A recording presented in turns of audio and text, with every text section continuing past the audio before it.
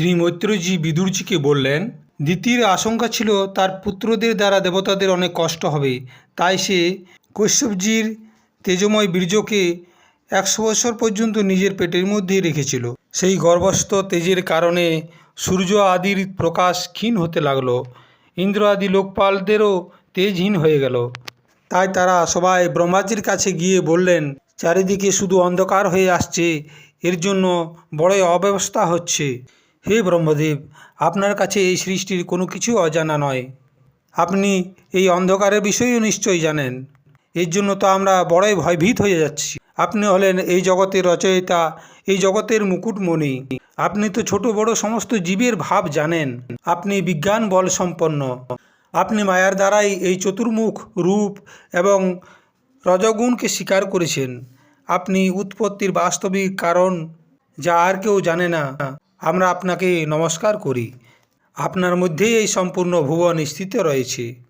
কার্য কারণ রূপ সমস্ত প্রপঞ্চ আপনার শরীর, কিন্তু বাস্তবে আপনি এসব থেকে আলাদা। রশিতে বাঁধা বলদের মতো আপনার বেদ বাণীর দ্বারা বাঁধা সমস্ত প্রজা আপনার অধীনতায় নিয়মপূর্বক কর্ম অনুষ্ঠান করে আপনাকেই সমর্পিত করে। আপনি সবার নিয়ন্তা, আপনি সবার প্রাণ। আমরা আপনাকে নমস্কার করি। এই অন্ধকারের জন্য দিন রাতের মধ্যে কোনো পার্থক্য থাকছে না, তাই সমস্ত লোকে কার্যের বাধা পড়ে যাচ্ছে। এই জন্য সকলেই দুঃখিত। আমরা আপনার শরণাগত। আপনি কল্যাণ করুন, এই সমস্যার সমাধান করুন। আগুন যেমন জ্বালানির দ্বারা বাড়তে থাকে, তেমনি দিতির গর্ভে কাশ্যপজির বীর্য স্থাপিত হওয়ার কারণে চারিদিকে অন্ধকারময় হতে চলেছে। দেবতাদের এইসব অনুরোধের কথা শোনার পর ব্রহ্মাজি হাসলেন এবং মধুর কণ্ঠে বললেন, তোমাদের পূর্বজ আমার মানসপুত্র সনকাদি লোকের আসক্তি ত্যাগ করে সমস্ত লোকে আকাশপথে বিচরণ করত। একবার তারা ভগবান বিষ্ণুর শুদ্ধ সত্যময় সমস্ত লোকের শিরোভাগে স্থিত বৈকুণ্ঠ ধামে গিয়ে পৌঁছেছিল। সেখানে তারা সবাই বিষ্ণুরূপ হয়ে থাকত। সমস্ত কামনা ছেড়ে কেবল ভগবানের শরণ নিয়ে নিজের ধর্মের দ্বারা ওনারা আরাধনা করত। সেখানে বেদান্ত প্রতিপাদ্য ধর্মমূর্তি শ্রী আদি নারায়ণ নিজের ভক্তদের সুখ দেওয়ার জন্য শুদ্ধ সত্যময় স্বরূপ ধারণ করে সবসময় বিরাজমান থাকেন। সেই বৈকুণ্ঠ ধামে নৈহ শ্রেয়স নামে একটা বন আছে। সেই বনটিকে অনেক বৃক্ষ সুশোভিত করে রয়েছে। এই বৃক্ষগুলি সমস্ত কামনা পূর্ণ করে। সব সময় সমস্ত ঋতুতে এই বৃক্ষগুলি সুশোভিত থাকে। সেখানে বিমারের দ্বারা এসে গন্ধর্বগণ নিজ প্রিয়াদের সহিত ভগবানের বিভিন্ন লীলার গুণগান করতে থাকে। ভগবানের এই পবিত্র লীলার গুণগানের দ্বারাই সমস্ত পাপের বিনষ্ট হয়। যখন ভ্রমরারাজ উচ্চেশ্বরে গুনগুন কুনগুন করতে করতে হরিকথার গান করে, তখন একটু সময় হলেও পায়রা, কোকিল, সারস, বক, হাঁস, ময়না, ময়ূর আদি সমস্ত পাখিরা তাদের কোলাহল বন্ধ করে দেয়, যেন তারা সেই কীর্তনে মনোমুগ্ধ হয়ে যায়। সেখানে পারিজাত আদি অনেক সুগন্ধি ফুল থাকা সত্ত্বেও একমাত্র তুলসীরই তপ করে। পরম সৌভাগ্যশালিনী মাতা লক্ষ্মী, যার কৃপা প্রাপ্তির জন্য দেবতারা অত্যন্ত যত্নশীল থাকেন, সেই মাতা লক্ষ্মী তার চঞ্চলতার রূপ ত্যাগ করে শ্রীহরির ভবনে বাস করেন। যাহারা পাপ হরণকারী ভগবানের লীলা কথা ছেড়ে দিয়ে বুদ্ধিভ্রষ্টকারী অর্থ কাম সম্বন্ধী অন্য নিন্দিত কথাগুলি শ্রবণ করে, তারা কখনো বৈকুণ্ঠ ধামে যেতে পারে না। যখন সেই অভাগা লোক সারহীন কথাগুলি শ্রবণ করে, তখন তারা তাদের পুণ্যকে নষ্ট করে আশ্রয়হীন হয়ে নরকগামী হয়। এই মনুষ্য যোনির বড়ই মহিমা। আমরা দেবতারাও অনেক সময়ে এই মনুষ্য যোনি প্রাপ্ত করতে চাই। মনুষ্যকুলে জন্ম নেওয়ার পরে তত্ত্বজ্ঞান এবং ধর্মেরও প্রাপ্তি হতে পারে। এই জন্ম পাওয়ার পরেও যারা ভগবানের আরাধনা করে না, তারা বাস্তবে সর্বত্র বিস্তারিত ভগবানের মায়ায় মোহিত হয়ে থাকে। যারা সর্বক্ষণ ভগবান শ্রীহরির চিন্তন করতে থাকে, যমরাজও তাদের থেকে দূরে থাকে। যখন সনকাদি মুনি বিশ্বগুরু শ্রীহরির নিবাস স্থান সম্পূর্ণ লোকের বন্দনীয় এবং শ্রেষ্ঠ দেবতাদের বিচিত্র বিমানের দ্বারা বিভূষিত সেই পরম দিব্য এবং অদ্ভুত বৈকুণ্ঠ ধামে নিজের যোগ বলের দ্বারা পৌঁছেন, তখন ওনারা বড়ই আনন্দিত হন। একবার সনকাদি মুনি ভাগবত দর্শনের লালসায় অন্য দর্শনীয় সামগ্রী উপেক্ষা করে বৈকুণ্ঠ ধামের 6টি বেড়া পার করে 7ম বেড়ায় যখন পৌঁছলেন, তখন সেখানে দেখলেন দুইজন সমবয়সী দেবশ্রেষ্ঠ হাতে গোদা নিয়ে রয়েছে। তারা অমূল্য আভূষণে অলঙ্কৃত ছিল। ওনাদেরকে এরকম দেখার পরেও মুনিগণ কোনো কিছু না জিজ্ঞাসা করেই প্রথমে যেরকম 6টি বেড়া পার করে ঢুকেছিলেন, তেমনি 7ম বেড়ার দ্বারে প্রবেশ করলেন।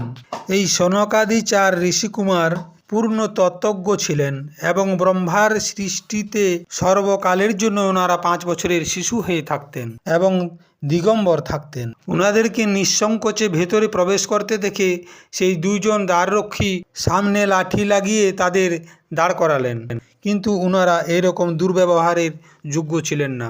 যখন সেই দ্বাররক্ষীগণ বৈকুণ্ঠবাসী দেবতাদের সামনে পূজার সর্বশ্রেষ্ঠ পাত্র সেই কুমারদেরকে এইভাবে আটকালো, তখন নিজের প্রিয়তম প্রভুর দর্শনের বিঘ্ন হওয়ার কারণে উনারা প্রচণ্ড রেগে গেলেন। উনারা রেগে গিয়ে বললেন, হে দ্বাররক্ষকগণ, যাহারা ভগবানের মহতী সেবক হয় একমাত্র তারাই এখানে নিবাস করার অধিকার পায় এবং তারা ভগবানের সমদর্শী হয়। তোমরা তো তাদেরই মধ্যে, কিন্তু তোমাদের স্বভাবের মধ্যে এই বিষমতা কেন? ভগবান তো পরম শান্ত স্বভাবের, ওনার কোনো বিরোধও নেই, তবু এখানে এমন কে আছে যার উপরে সন্দেহ করা যায়? তোমরা নিজেরাই কপটী, তাই এই রকম সন্দেহের সৃষ্টি হয়েছে। তোমরা তো বেদরূপধারী, তাহলে তোমরা এমন কি দেখলে যার জন্য তোমাদের মধ্যে সন্দেহ উৎপন্ন হলো? তোমরা তো সেই বৈকুণ্ঠনাথের পার্ষদ, কিন্তু তোমাদের বুদ্ধি খুব খারাপ। অতএব তোমাদের কল্যাণের জন্য আমরা তোমাদের অপরাধের যোগ্য দণ্ডের ব্যবস্থা করছি। তোমাদের এই পাপের জন্য তোমরা বৈকুণ্ঠ লোক ছেড়ে দিয়ে পাপময় যোনিতে যাও, যেখানে কাম, ক্রোধ এবং লোভ প্রাণীদের 3 শত্রু নিবাস করে। এ কথা শোনা মাত্রই ভগবান শ্রীহরির 2জন পার্ষদ ঋষিকুমারদের চরণ ধরে ক্ষমা চাইলেন এবং বললেন, আমরা অবশ্যই অপরাধী, আর এই অপরাধের জন্য অবশ্যই আমাদের শাস্তি পাওয়া উচিত। আমরা ভগবানের অভিপ্রায় না বুঝেই ওনার আজ্ঞার উল্লঙ্ঘন করেছি, আর সেই পাপের জন্য আপনারা উপযুক্তই শাস্তি আমাদের দিয়েছেন।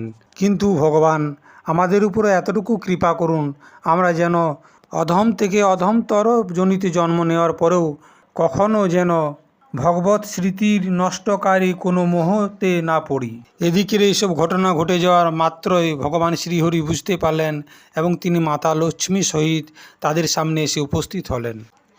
তখন সনকাদি মুনীশ্বর মাথা নিচু করে প্রণাম করলেন এবং সনকাদি মুনিজন বললেন, আমাদের কি সৌভাগ্য, আজ আপনি আমাদের চোখের সামনে সাক্ষাৎ বিরাজমান রয়েছেন। প্রভু, যখন আপনার থেকে উৎপন্ন হয়ে পিতাজি ব্রহ্মা আপনার রহস্য বর্ণনা করেছিলেন, সেই সময় শ্রবণ রন্ধ্রের দ্বারা আমাদের বুদ্ধির মধ্যে তো আপনি বিরাজমান ছিলেন, কিন্তু প্রত্যক্ষ দর্শনের মহান সৌভাগ্য তো আমাদের আজই প্রাপ্ত হলো। প্রভু, আপনার সুযশ অত্যন্ত কীর্তনীয় এবং সাংসারিক দুঃখের নিবৃত্তিকারী। আপনার চরণগুলির স্মরণকারী যে মহাভাগ আপনার কথার রসিক হয়, তাহারা আপনার আত্যন্তিক প্রসাদ মোক্ষ পদেরও কিছু অধিক গণনা করে না। যদি আমাদের চিত্ত ভ্রমরের মতো আপনার চরণ কমলগুলিকে রমণ করে, আমাদের বাণী তুলসীর সমান আপনার চরণ সম্বন্ধ থেকে সুশোভিত হয়, আর আমাদের কান আপনার সুযশ সুধা থেকে পরিপূর্ণ হয়, তাহলে আমাদের জন্ম নরকে হলেও আমাদের কোনো চিন্তা নাই। আপনি আমাদের সামনে এই যে মনোহর রূপ প্রকট করলেন, এতে আমাদের চোখগুলি সুখে ভরে গেল। বিষয় আসক্ত অজিতেন্দ্রীয় পুরুষের জন্য এটা দৃষ্টিগোচর হওয়া অত্যন্ত কঠিন। আমরা আপনাকে নমস্কার করি। ইতি শ্রীমদ্ভাগবতে মহাপুরাণে পরমহংস্যাং সংহিতায়াং 3য় স্কন্ধে জয় বিজয়োঃ সনকাদি শাপো নাম 15 অধ্যায়ঃ।